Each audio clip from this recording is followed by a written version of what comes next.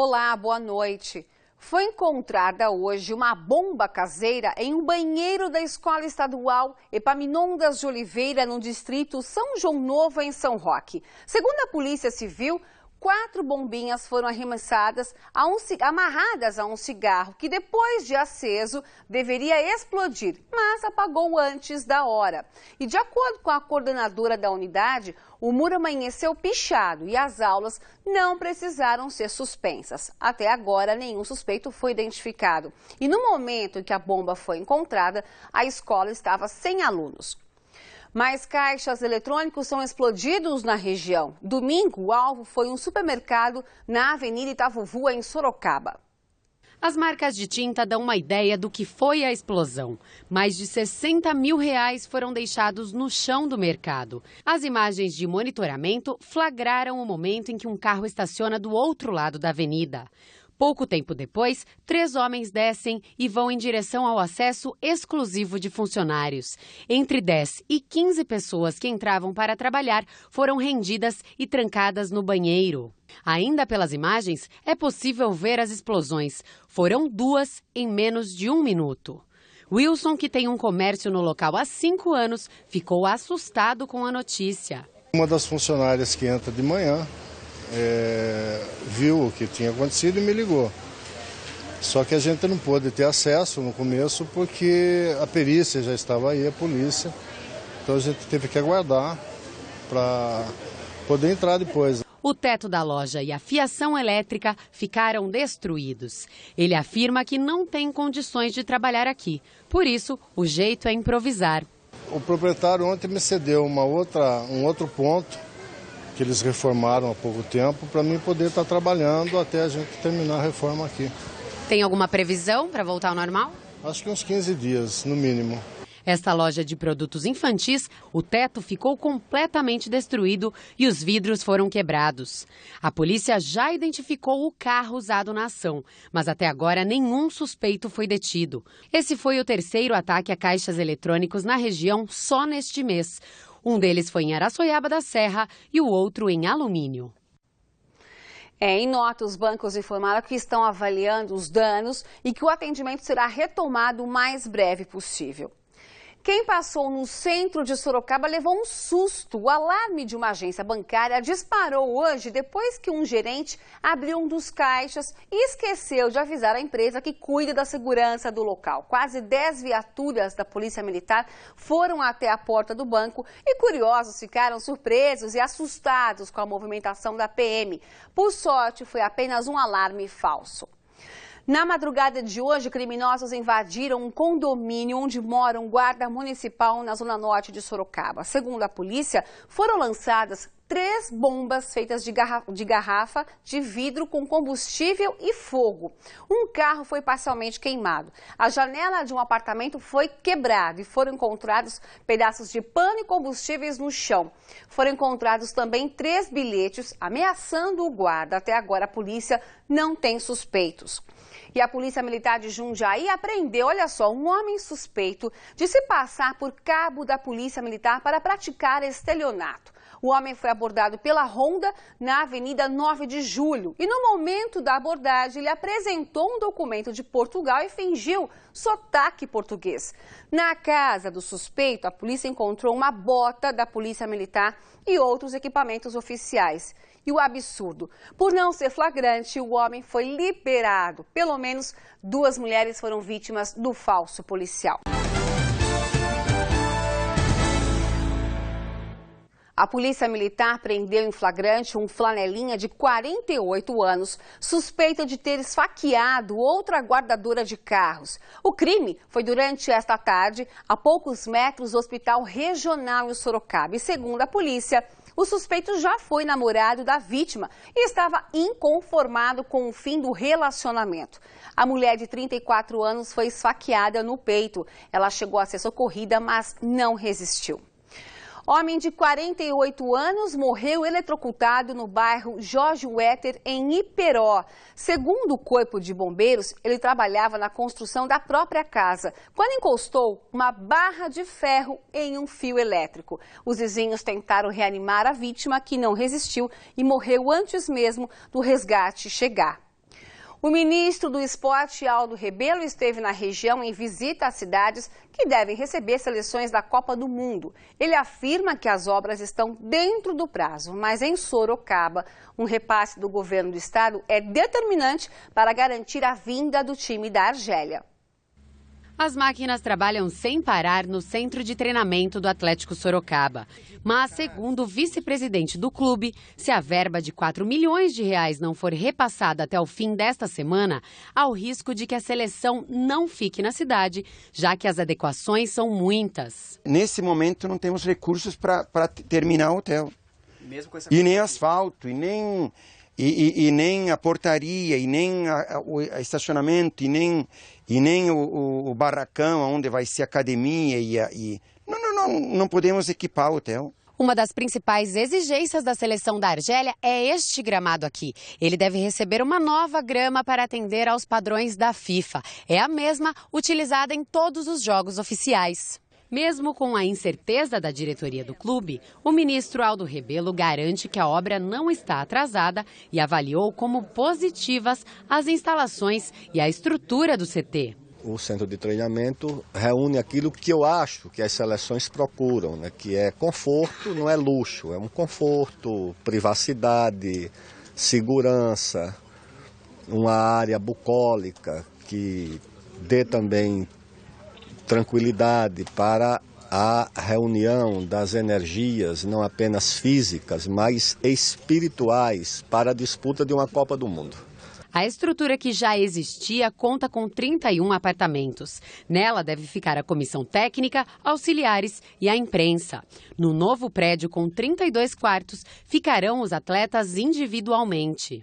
O prefeito de Sorocaba, Antônio Carlos Panunzio, entrou em contato com o governo do estado, que garantiu ao ministro o repasse necessário. Panunzio aponta ainda que a infraestrutura da cidade também deve ter melhorias. A questão de Sorocaba, que nos preocupa, evidentemente, é a questão da manutenção da cidade, a limpeza, a poda de gramas, os jardins, as praças, para que o pessoal que venha possa conhecer e ficar com essa boa impressão da nossa cidade.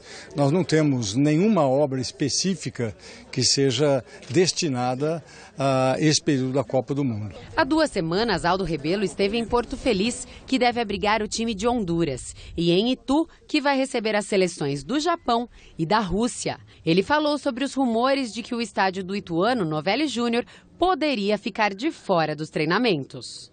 Só depois que as seleções confirmaram a escolha é que os centros de treinamento intensificaram as suas obras, tanto os privados, como é o caso aqui de Sorocaba, como aqueles que são públicos, que é o caso de Itu, né, o estádio lá o Novelli Júnior, que é um estádio municipal, e que nós ajudamos também a recuperar.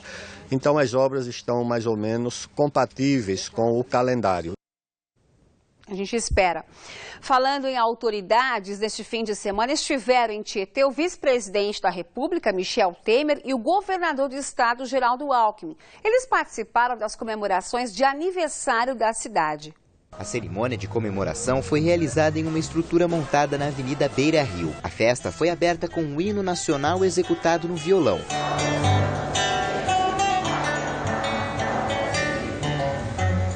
E com um hino de Tietê, nas vozes do coral formado por alunos de escolas municipais.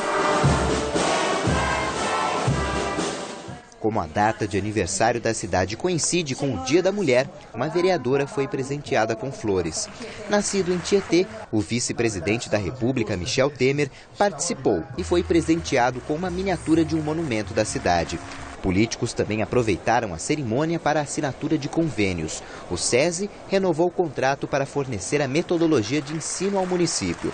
O governador Geraldo Alckmin anunciou investimentos para a melhoria do sistema de coleta de esgoto destinado ao rio Tietê. Assinamos o convênio do Água Limpa. Mais o recurso da FUNASA, que é federal, Tietê será uma das poucas cidades do Brasil, cidade saudável. 100% de água tratada, 100% de esgoto coletado e 100% de esgoto tratado.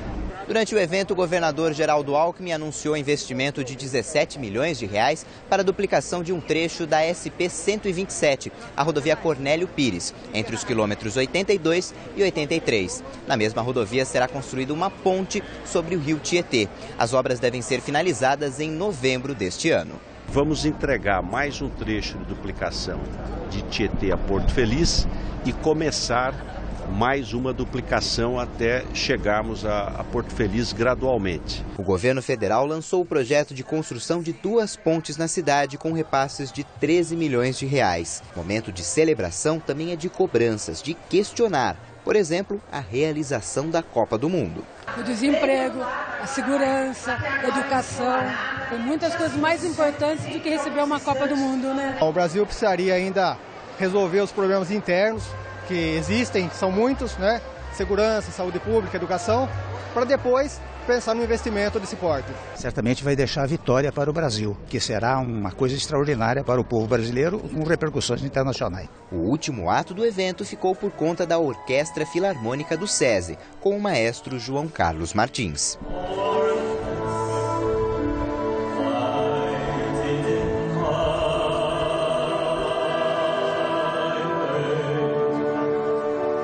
Completou 1 mês e 5 dias o esquema de rodízio de água em Itu.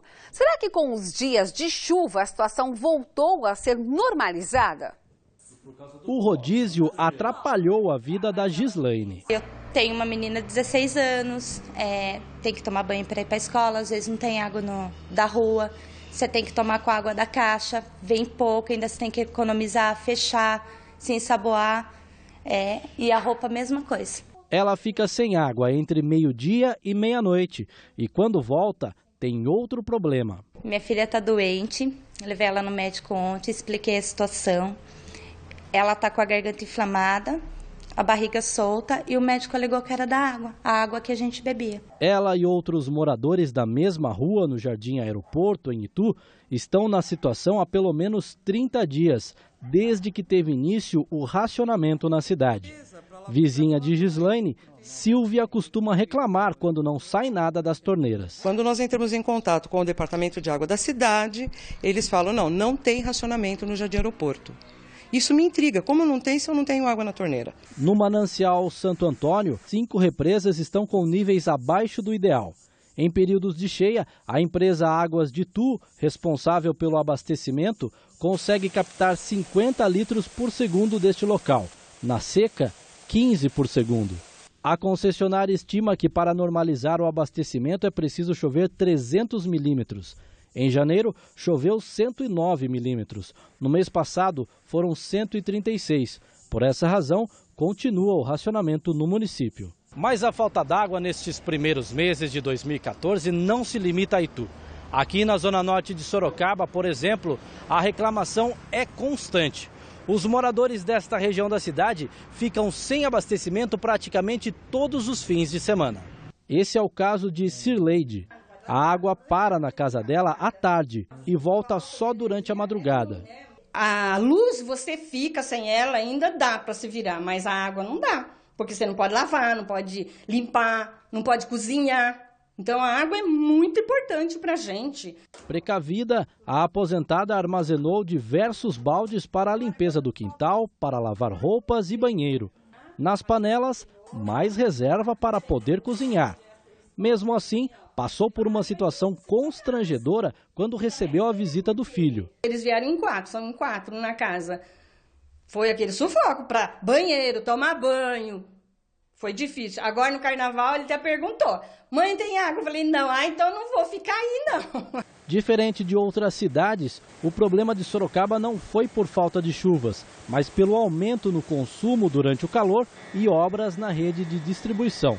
O diretor-geral do SAI de Sorocaba explica que os investimentos se intensificaram no setor no último mês, mas que já estavam programados desde o ano passado. Durante 2013 foi feita a aquisição dos equipamentos, das bombas e dos painéis e infelizmente não foi possível concluir esse procedimento de compra e entrega antes do verão de 2013, para que nesse verão não sofresse esse problema do abastecimento.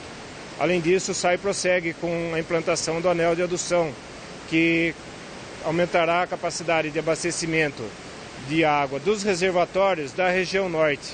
Independente da causa da falta d'água, a conscientização deve ser de todos. Este restaurante, também na zona norte de Sorocaba, colocou um aviso nos banheiros pedindo a colaboração dos clientes. A gente tem que fazer a nossa parte, conscientizar os funcionários para não desperdiçar água, depois repassando essa conscientização para os clientes para que não haja o desperdício, porque uma hora ou outra isso aí vai faltar e muito mais, aí o problema vai ser sério.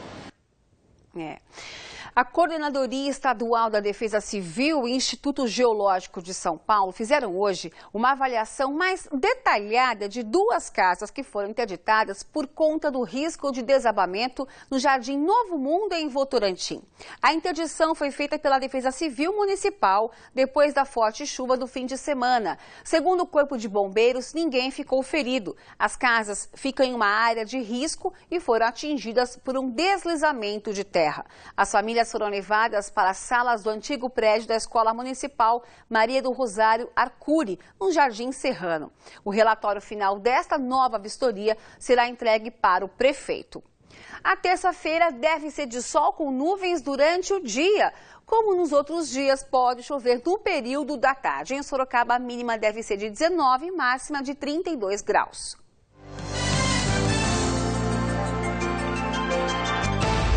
Em Araçoiaba da Serra, as temperaturas variam entre 18 e 32 graus. Mesma máxima prevista para Jundiaí. Em Ibiúna, a mínima deve ser de 16 e a máxima de 30. Itapetininga registra a mínima de 19 e máxima de 31 graus.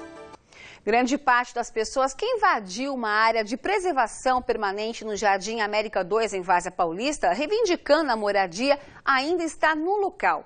Viaturas da Guarda Municipal também estão na área. Segundo a Prefeitura, a invasão começou na noite de sábado. Em nota, o Executivo informou que não pode ceder a área à população porque é pública e de preservação ambiental. Segundo a nota, o espaço só pode ser utilizado para a construção de um espaço de lazer e que a Prefeitura busca recursos para a obra nos próximos anos. Uma curiosidade, hoje um vagão de trem da ALL de Mairinque foi parar sozinho em São Roque, em frente à base da Guarda Municipal. Segundo a GM, a distância percorrida foi de aproximadamente 5 quilômetros. E isso aconteceu porque o percurso é uma descida.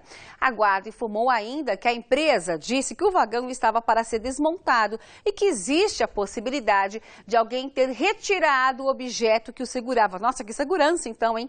E moradores da cidade o apelidaram de vagão fantasma. Nós entramos em contato com a ALL, mas até o fechamento dessa edição não tivemos retorno. Começou hoje a campanha de vacinação contra o HPV. A doença é a segunda mais comum entre as mulheres, só perde para o câncer de mama. A meta deste ano em Sorocaba é vacinar mais de 11 mil adolescentes. Na região, são 47 mil garotas. E para tomar a dose é preciso apresentar identificação escolar. As meninas devem apresentar a carteira de vacinação e o RA, que é o registro do aluno, para receber a dose. E é importante reforçar, a vacina contra o HPV é em 3 doses. Podem receber meninas de 11 a 13 anos. O HPV é um vírus contagioso que causa lesões que podem evoluir para um quadro de câncer de colo de útero. É a segunda doença mais comum entre as mulheres. O primeiro é o câncer de mama. Ele pode ser transmitido por meio de contato direto com a pele ou mucosa infectada. É importante que os pais se conscientizem e estimulem as suas meninas a estarem recebendo essa vacina o quanto antes. É isso aí, meninas. Participem da campanha. O Noite Cidade termina aqui. Tenha uma excelente noite e até amanhã.